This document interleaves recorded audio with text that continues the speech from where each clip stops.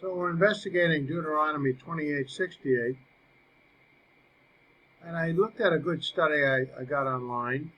We need to go and understand this because this group of people I've been confronted by any number of times right here in San Diego, as a matter of fact, where they kind of a scary people. They're a little aggressive, and you ask them questions, where are they coming from, and they get a little bit aggressive. So let's have answers.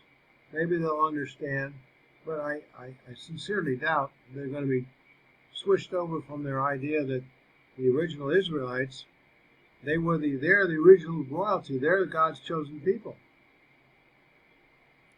Any case, we're going to look for after the fall of the second temple, where we left off.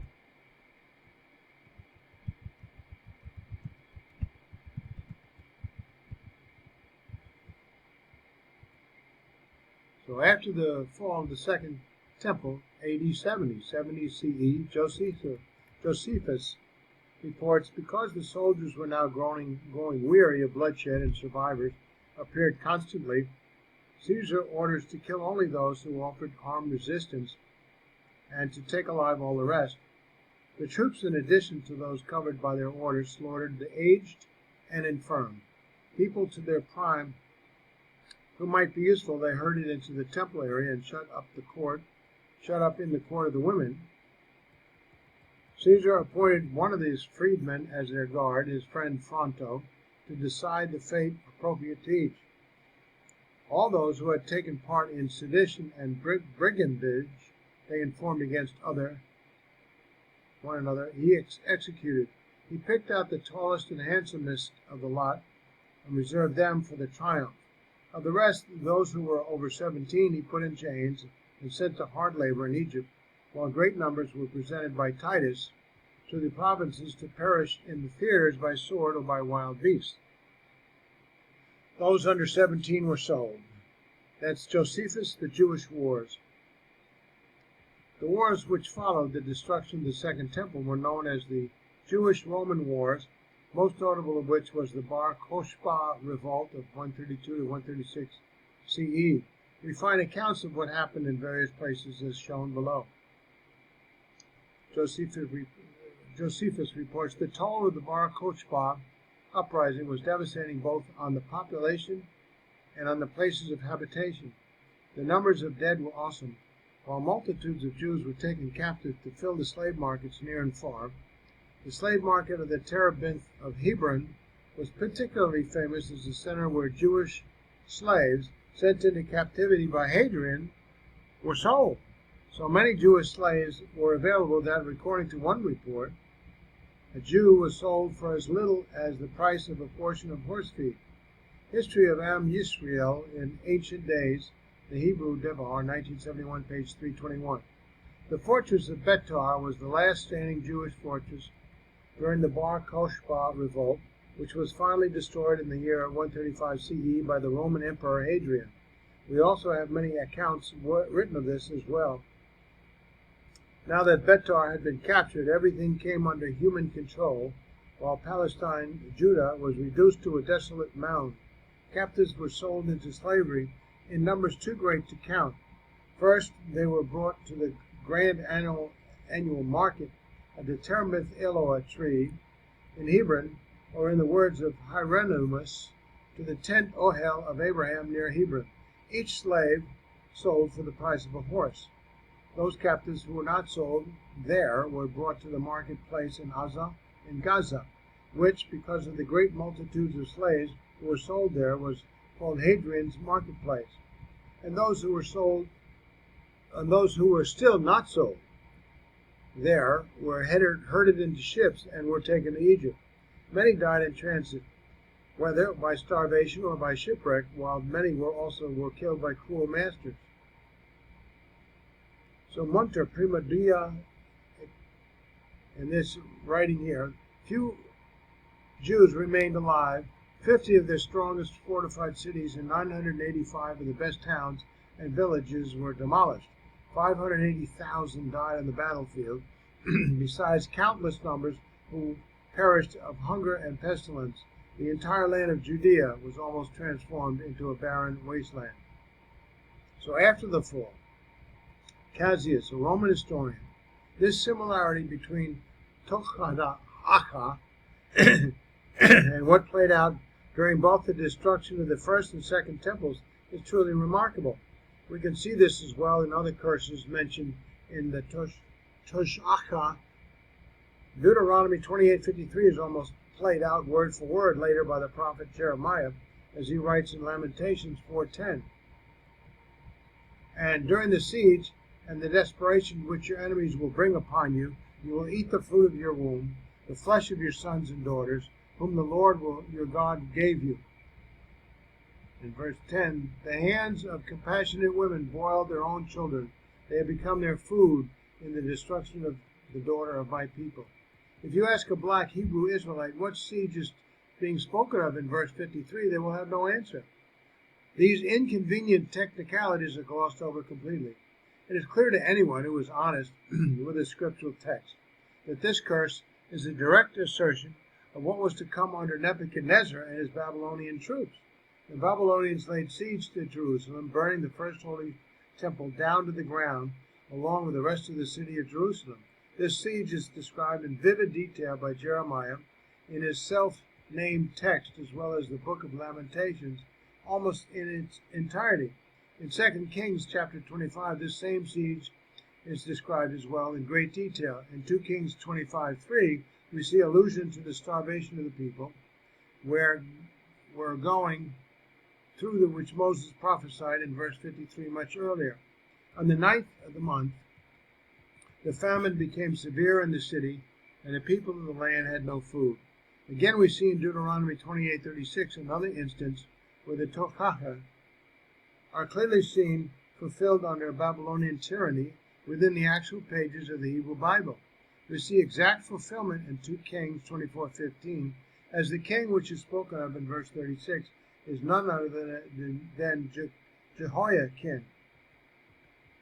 The Lord will lead you and your king, whom you will have established over you, to a nation unknown to you or your fathers, and there you will serve other deities made of wood and stone. Verse 15, and he exiled Jehoiachin to Babylon, and the king's mother and the king's wives, and his officers and the dignitaries of the land, he led in exile from Jerusalem to Babylon. If we continue to read in the book of 2 Kings chapter 25, we see Jehoiachin's uncle Zedekiah gets it worse than Jehoiachin after his short stand in as a vassal king for Judah to Nebuchadnezzar. The evil chief of the guards, Nebuzaradan, rains destruction on what is left of the once great kingdom of Judah and Zedekiah, especially killing his sons in front of him in 25:7. It is one of the saddest descriptions of what can happen to even such a great people when they lose track of what is important and follow idolatrous customs of the nations. And they slaughtered Zedekiah's sons before his eyes, and they blinded Zedekiah's eyes, and they bound him with copper chains and brought him to Babylon.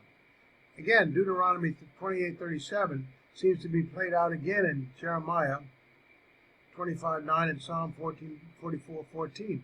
And you will become an object of astonishment and example, and a topic of discussion among all the peoples to whom the Lord will lead you. Behold, I send, and I will take all the families of the north, says the Lord, and to Nebuchadnezzar, the king of Babylon, my servant, and I will bring them upon this land and upon its inhabitants, and upon all these nations around, and I will destroy them, and make them for a desolation, and for a hissing and perpetual ruins. You make us a reproach to our neighbors, a scorn and a derision to those around us. Much of what was written in the curses of 15 to 68 must really be taken and analyzed in conjunction with the first 14 verses of chapter 28, which speak of blessing, an exact opposite, an exact yet opposite parallel. Verse 28:3 speaks of as a blessing. Verse 28:16 is the opposite use of the text with the intent of a curse. You shall be blessed in the city, and you shall be blessed in the field. You shall be cursed in the city, and you shall be cursed in the field. Again, we see in verse 28:6,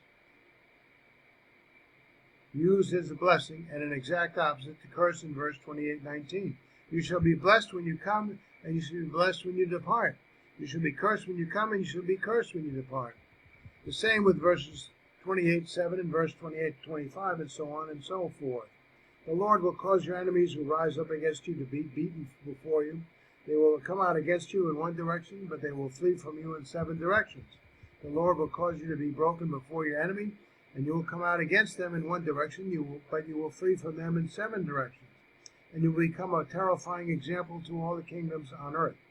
There is also a repetition of earlier in Deuteronomy 20:6, which is reiterated in Deuteronomy 28:30. You will betroth a woman, but another man will lie with her. You will build a house, but you will not live in it. You will build a vineyard, but you will not redeem its fruit.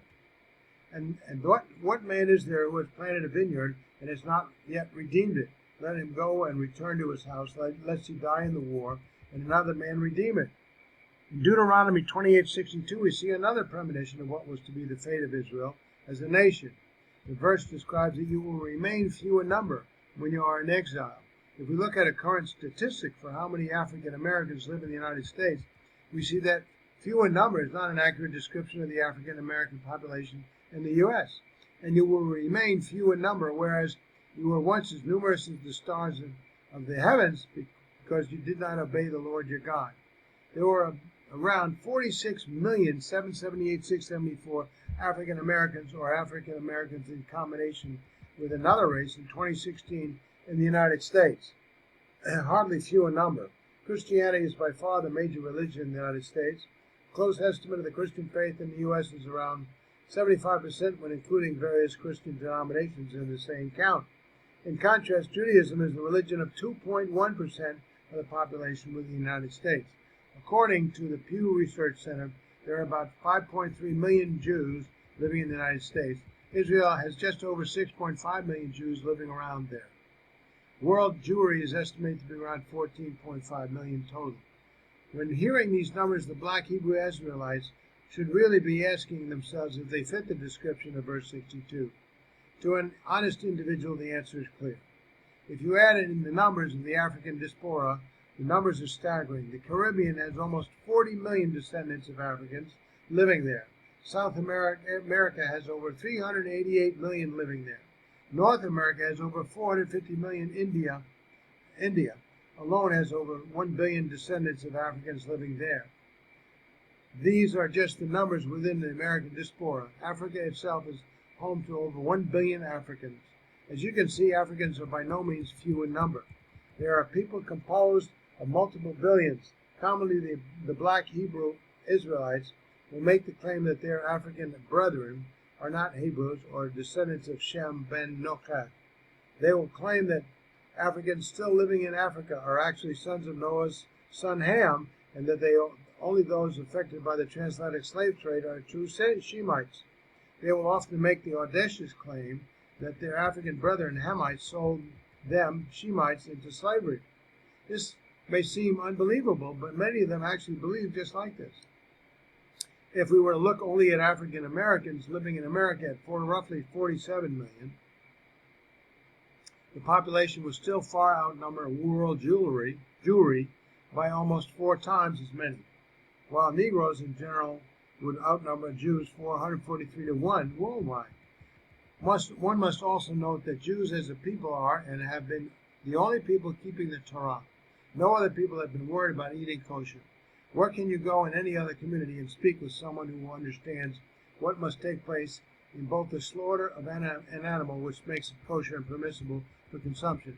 Every place where you find the Hebrew language, you will find the Jewish people. Every Torah scroll in existence can only be attributed to the scribes of one nation, Israel. These teachings, which are so clearly false that have been taught and perpetuated by the so-called black Hebrew Israelites, are really no older than 50 to 60 years old. A man named Abba Bivens, along with 7 misguided and equally imaginative companions named the 7, began to propagate these fairy tales to a group of the most ignorant and impoverished African Americans that they could find to soak up their message of hate.